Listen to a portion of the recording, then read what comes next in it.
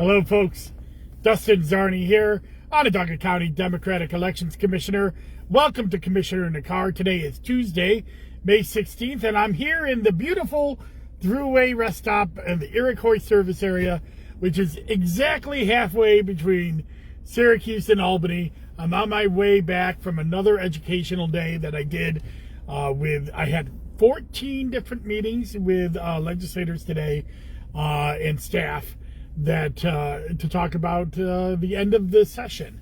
But that's not what we're going to talk about with Commissioner in the Car. I did that last week. But I'm doing, I just wanted you to know that I'm still doing these educational days. In fact, I got one more planned next week as well, next Tuesday, and that will probably be the end before the end of session, which is scheduled on June 9th. But this is what I wanted to talk to you about today. I wanted to talk to you about the 2 family court seats that have opened up in Onondaga County. And you may say, what do you mean by opened up? Don't we know what the elections are every year? Don't we have to know that at the beginning of the year? Well, that's not necessarily true. And in fact, almost every year now, we have retirements that happen outside of the petition window, and that causes seats to be opened up, and there's a weird way to fill those seats. So last year, if you may remember, we actually had this happen with the county court judge seat. Stephen Doherty was retiring, and we also had it happen with the 5th District Common Council seat, where Joe Driscoll moved into the I-81 job for the city of Syracuse. And this created some interesting ways that candidates get on the ballot. So let's go over that and explain that. So in New York election law, it says that if a position opens up because of a vacancy, which means that it wasn't scheduled to be voted on that year, but a retirement or a death happens after the 7th day before the end of petitioning, then that creates a nomination by the parties that are filling the seats. So what has happened here is 2 family court justices, both Republicans, have announced that they are retiring, which opens up 2 family court positions on the 2023 election. That because it happened before August 3rd, which is the last day. Now, if it happened after August 3rd, it would go on next year's elections. But because it happened before August 3rd and after the 7th day before the end of petitioning, these positions are filled by party nomination. But it's a tricky catch, because what has happened here is these family court justices have announced their retirement as of July 1st. So these party nominations can't happen until July 1st. When the party nominations happen, then those candidates are put on the ballot by what's called a certificate of nomination. That is a piece of paper that is turned in by the respective parties. So when a late vacancy like this happens, there's no opportunity for independent nominations. There's no opportunity for primaries. It goes back to the party and their rules. Now, both the Republican and Democratic parties have rules inside their commissions that say that the executive committee can put on people in the case of a vacancy, and they don't have to have a full county committee meeting. I will say that it has been the practice of the Onondaga County Democratic Committee to have a full meeting on these and vote on this. It'll be up to the executive committee and chair whether that is going to happen in that case. I can't speak for the Republicans, although the Republicans have already announced their candidates. Look, before anybody crowdfall that the Republicans are doing this and how dare they, I'll say the Democrats have done this before as well.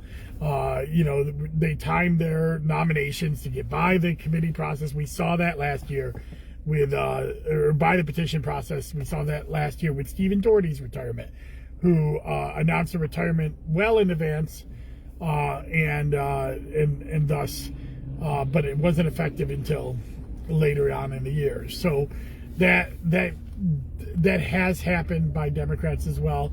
The fact that 2 Republicans announced their retirement, and then the Republicans have already announced their candidates.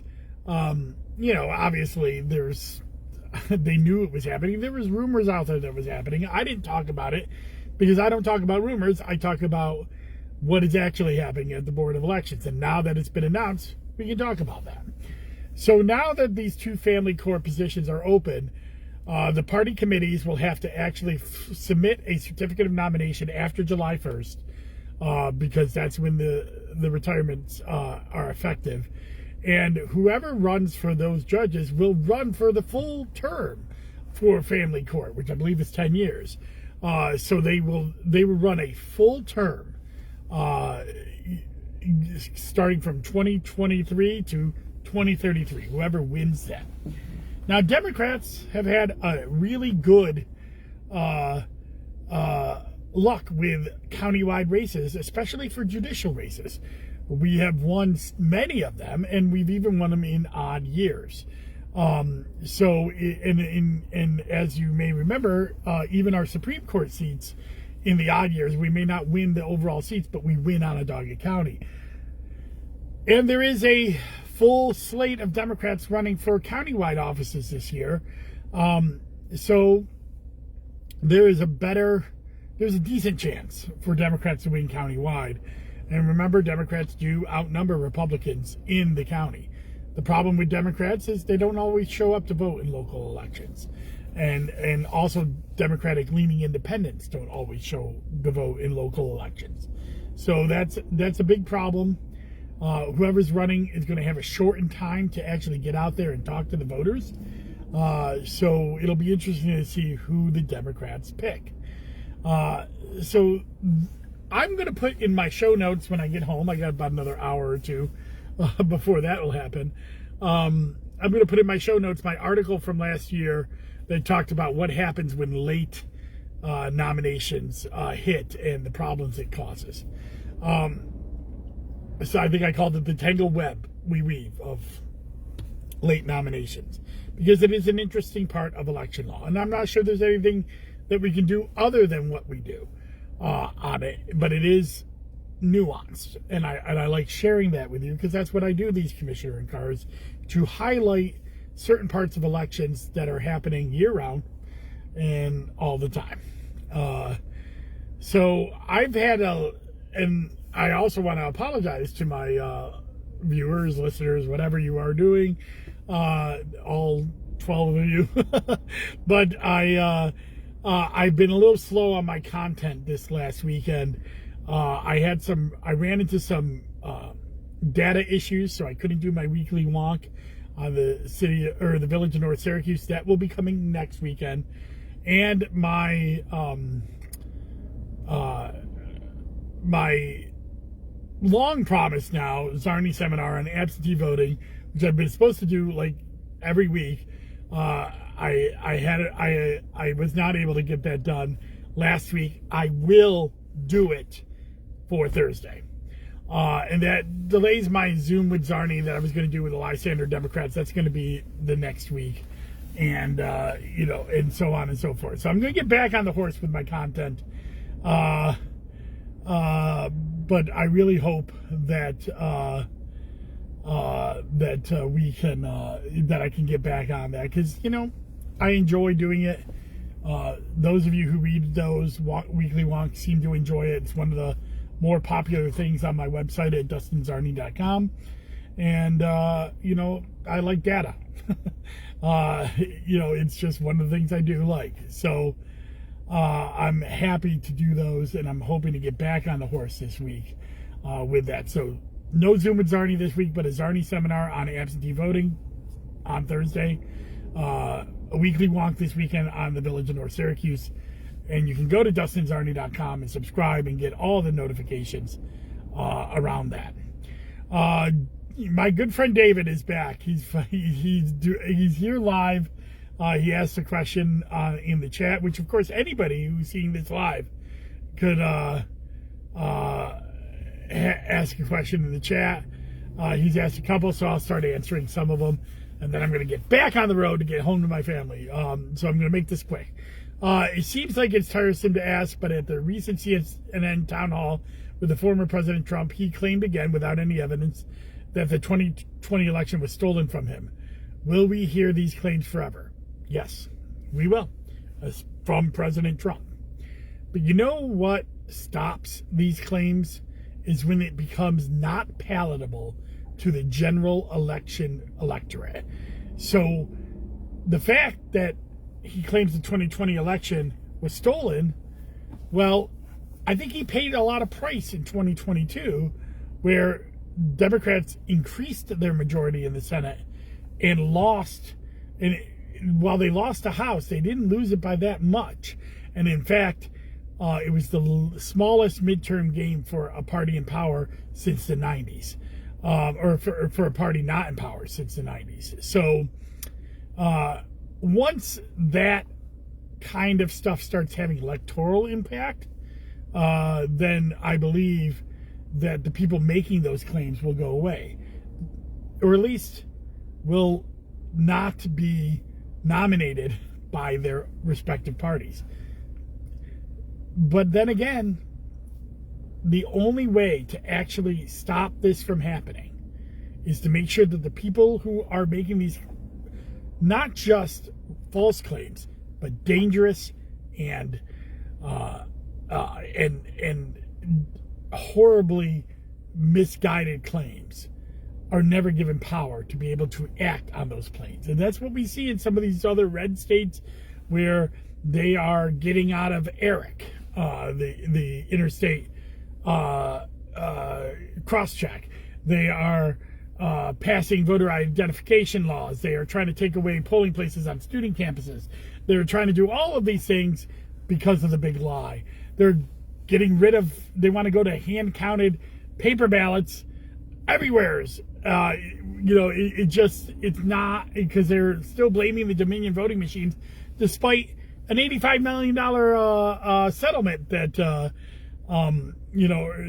that happened against Fox News because of that. So forever, maybe not forever, but it's still, we're going to be dealing with this until there's an electoral impact. One more question from Dave, and then I'm going to get back on my way home. What would happen for there to be an additional excuse for an absentee voting in New York State? Would there be a need to be a constitutional amendment to have fear of contracting a communicable disease as an excuse for absentee voting? Well, I can say that there is a bill in Albany about making the pandemic excuse permanent. I think that would be challenged in court right away, but I think there's a good chance that we would win that in court. But it hasn't been passed, and it hasn't even been gotten out of committee. It's only an assembly bill, and it is there is no Senate same as, and there doesn't seem to be any reason or any appetite for passing that and making it permanent. I don't believe there would need to be a constitutional amendment to add excuses. However, I think whatever we do is going to be challenged in court by a very litigious state GOP party. So I think there's a little gun shyness from the legislators on working on this. Now, the Democratic commissioners support this bill. You can see it on my website, DustinZarni.com. I have a list of all the bills that members have asked us to support as a caucus, and we support them. The Republican commissioners do not, and that's why it's not a bipartisan support, just a Democratic caucus support. That being said, I think the only way to get to this is to restart the constitutional amendment for no excuse absentee voting. Again, don't see that happening this year, but that doesn't mean it's not going to happen. If they pass it in 2024, it will have to be passed again in either 2025 or 2026 and be put on the ballot. So it may be a situation where the legislature is going to think about passing it in 24 so they can put it on the ballot again in 26, not in an odd year where very few people vote, and put it in an even year where a lot of people vote. they missed their opportunity last year to put it on and get it on in the presidential election in 24. So we'll see what happens. So that's it. That's all I got. Thank you, David, for the questions. And thank you for tuning in. Go to DustinZarny.com to subscribe. You can get election news and content updates when I do my content. I know I was a little bad this last weekend. I'm going to get back on the court. Zarny seminar Thursday on absentee ballots, and the weekly wonk for North Syracuse Villages this weekend. Thank you very much. Enjoy your day and go out there and make everything happen. Bye-bye.